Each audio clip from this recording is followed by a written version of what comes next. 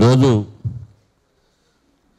తెలంగాణ రాష్ట్ర జనసమితి ఆధ్వర్యంలో బీసీలకు మా మిత్రుడు బీసీ రాజ్యాధికార సమితి వ్యవస్థాపక అధ్యక్షుడు దాస్ సురేష్ గారిని వేదిక మీదకి సాధారణంగా ఆహ్వానిస్తున్నాం.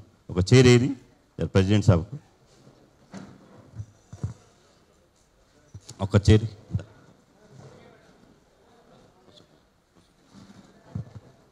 మిగతా మిత్రులంతా కూర్చోవాలి దయచేసి.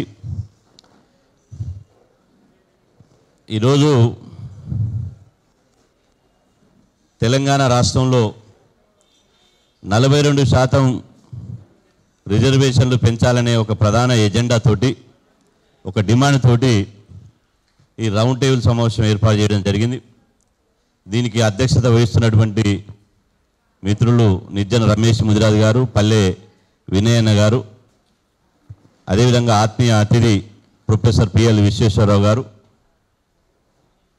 బీసీ కుల సంఘాల జేఏసీ చైర్మన్ కుందారం గణేశారి గారు, దేశగుణ సాంబశివుడు గారు, సంతోష్ ముదిరాజ్ గారు, కుల్కచల్ల శ్రీనివాస్ ముదిరాజ్ గారు, గొడుగు మహేష్ యాదవ్ గారు, మిగతా మిత్రులందరికీ, నరసన్న మిత్రుడు మేకపోతుల నరసన్న గారు, అందరికీ ముఖ్యంగా మా పాత్రికేయ సోదరులకు హృదయపూర్వక ధన్యవాదాలు.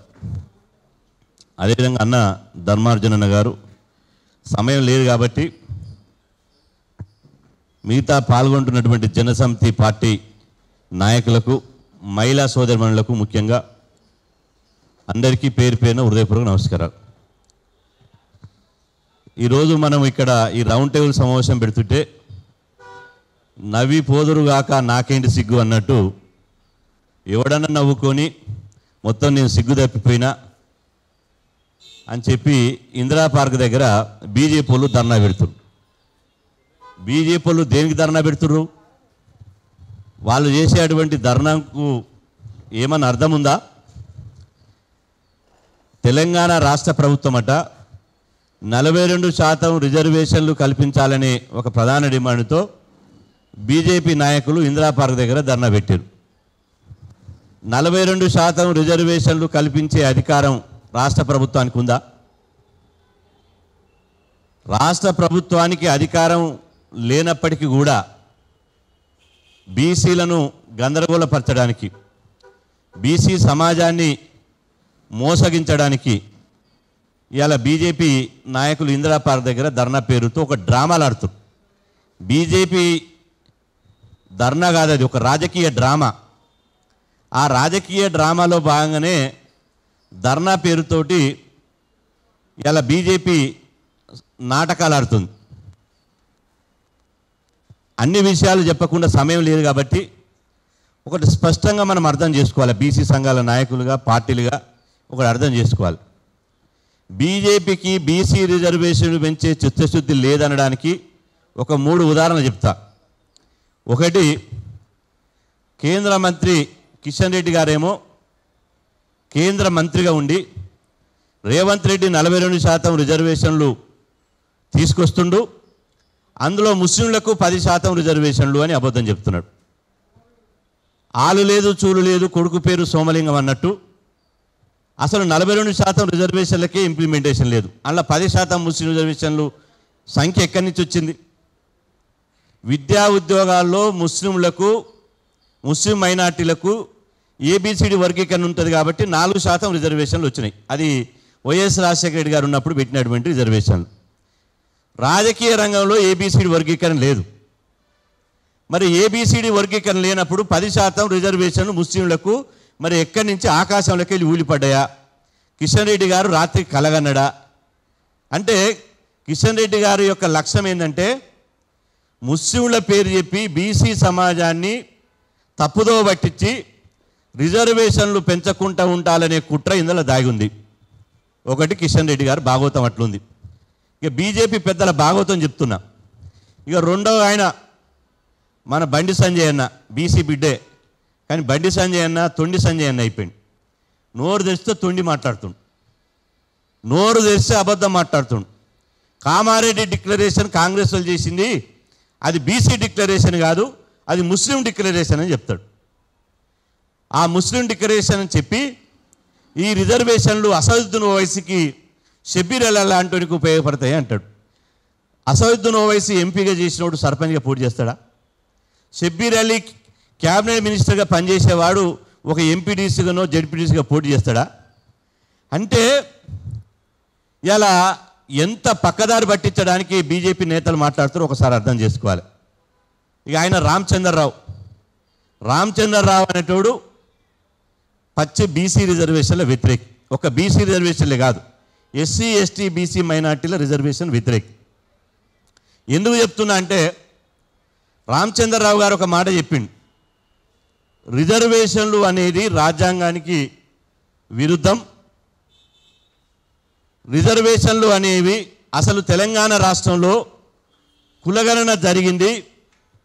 ఈ కులగణన జరగడానికి రాజ్యాంగబద్ధత లేదు ఈ కులగణనకు అంటున్నాడు, చట్టబద్ధత లేదు ఈ కులగణనకు అంటున్నాడు. రామచంద్రరావు గారు మీరు స్వతహాగా న్యాయవాది కదా, మరి కులగణనకు చట్టబద్ధత రాజ్యాంగబద్ధత లేనప్పుడు ఎవడన్నా కోర్టు కొట్టేరా?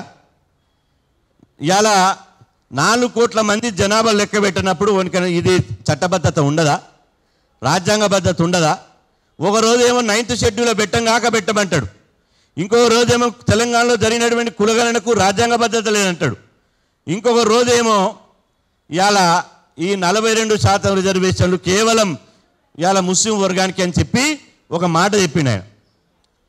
ఆయన ఏం మాట చెప్పిండు? రాదు కూర్చొని, మన అందరు బీసీలే కదా, కూర్చొందా, అయిపోయింది ఒక 5 నిమిషాలు.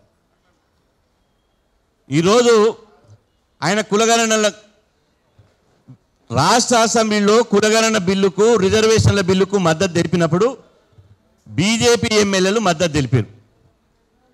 ఆ బీజేపీ ఎమ్మెల్యేలు మద్దతు తెలపడము ఇవాళ వాళ్ళు తప్పు అని రామచంద్రరావు గారు అంటారు. కాబట్టి ఇవాళ బీజేపీ పచ్చి బీసీ వ్యతిరేక చర్యలకు పాల్పడుతుంది. అందుకోసమే ఇలా మనం ఒక డిమాండ్ చేయాలి, ఎక్కడికక్కడ కేంద్ర మంత్రుల పర్యటనలు అడ్డుకొని తీరాలి. కేంద్ర మంత్రుల పర్యటనలు మనం అడ్డుకొని తీరాల్సిందే. అదేవిధంగా ఈ రిజర్వేషన్ వ్యతిరేకులు ఎవరైతే ఉన్నారో ఈ రిజర్వేషన్ల వ్యతిరేకులు తెలంగాణ రాష్ట్రం నుంచి హటావో, బీసీ రిజర్వేషన్లకు బచావో నినాదంతో తెలంగాణ రాష్ట్రంలో ఒక ఉద్యమాన్ని బలోపేతంగా తీసుకురావాలని చెప్పి సందర్భంగా తెలియజేస్తున్నా. చివరిగా చెప్పేది ఏంటంటే ఇవాళ తెలంగాణ ఉద్యమంలో ఒక సడక్ బంద్ జరిగింది. ఇప్పుడు కూడా మళ్ళా ఆగస్టు మొదటి వారంలో ఢిల్లీలో ధర్నా అయిన తర్వాత 2వ వారంలో అఖిలపక్ష మీటింగు, బీసీ సంఘాల మీటింగు ఏర్పాటు చేస్తాం. బరాబర్ 2వ రాష్ట్రంలో మరొక సడకు బంద్ తెలంగాణ ఉద్యమ తరాల్లో ఈ బీసీ రిజర్వేషన్ ఉద్యమాన్ని తీసుకొచ్చి తెలంగాణ రాష్ట్రంలో మరొక సడకు బంద్కు పిలుపునిద్దామని చెప్పి సందర్భంగా తెలియజేస్తూ, ఏది ఏమైనప్పటికీ బీజేపీ వాళ్ళు చేయాల్సినటువంటి ధర్నా ఎక్కడ చేయాలి? గల్లీలో కాదు చేయాల్సిన ధర్నా. వాళ్ళకు నిజంగా బీసీల మీద చిత్తశుద్ధి ఉంటే ఢిల్లీలో చేయాలి. ఢిల్లీలో చేసినటువంటి ధర్నా గల్లీలో చేస్తున్నారు. బీఆర్ఎస్ నాయకులు కూడా 8వ తారీఖు నాడు కరీంనగర్లో బీసీ గర్జన పెట్టారు. నేను అంటున్న బీఆర్ఎస్ నాయక పార్టీలకు కూడా నేను సూచిస్తున్నా, మీ గర్జన ఏందో ఢిల్లీలో పెట్టండి, కరీంనగర్లో పెడితే లాభం లేదు. ఢిల్లీలో 9th షెడ్యూల్లో పెట్టాలి కాబట్టి, ఢిల్లీలో చేసేది ఢిల్లీ ప్రభుత్వమే కాబట్టి, ఈ ఆర్డినెన్స్ను బిల్లును మొత్తం అడ్డుకున్నది కేంద్ర ప్రభుత్వమే కాబట్టి, కేంద్ర ప్రభుత్వం మీద యుద్ధం చేయాలి కాబట్టి, బీసీ సమాజం అంతా ఇవాళ ఢిల్లీతో తాడో పేడో తేల్చుకోవాలి కాబట్టి మన పోరాటం అంతా ఢిల్లీ కేంద్రంగా జరగాలి. అంతిమంగా తెలంగాణ రాష్ట్రంలో ఒక రాష్ట్ర బంద్కు పిలిపించైనా సరే ఈ రిజర్వేషన్ల పాలకుల మెడలుంచి రిజర్వేషన్ సాధించుకుందామని చెప్పి సందర్భంగా తెలియజేస్తూ ఈ కార్యక్రమం తీసుకున్నటువంటి తెలంగాణ జనసమితికి ప్రత్యేకంగా ధన్యవాదాలు తెలుపుకుంటూ సెలవు తీసుకున్నాను. ఓకే అర్థమైంది. వాళ్ళు ఫీల్ అవుతారని నేనేమి ఎప్పుడైనా ఏముంది. తెలంగాణ రాష్ట్రంలో ముఖ్యంగా గ్రేటర్ హైదరాబాద్లో గౌడ వృత్తిని దెబ్బతీసేటువంటి కుట్ర జరుగుతుంది. దాన్ని బీసీ సంక్షేమ సంఘంగా తీవ్రంగా వ్యతిరేకిస్తున్నాం.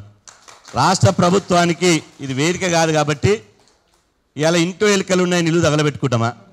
ఎక్కడనో చిన్న పొరపాటు జరిగిందని చెప్పి మొత్తం వృత్తిని దెబ్బతీసేటువంటి వ్యవహారం చేస్తే, గతంలో రాజశేఖర రెడ్డిని మెడలోంచి మళ్ళీ కళ్ళు కంపౌండ్లు కళ్ళు వృత్తిని కాపాడుకున్నాం. ఇప్పుడు కూడా రేవంత్ రెడ్డి గారు తక్షణమే ఇలా గ్రేటర్ హైదరాబాద్లో ఉన్నటువంటి ఇలా కళ్ళు దుకాణాలు తెరవాలి, వృత్తిని కాపాడాలని చెప్పి బీసీ సంక్షేమ సంఘంగా డిమాండ్ చేస్తున్నాం.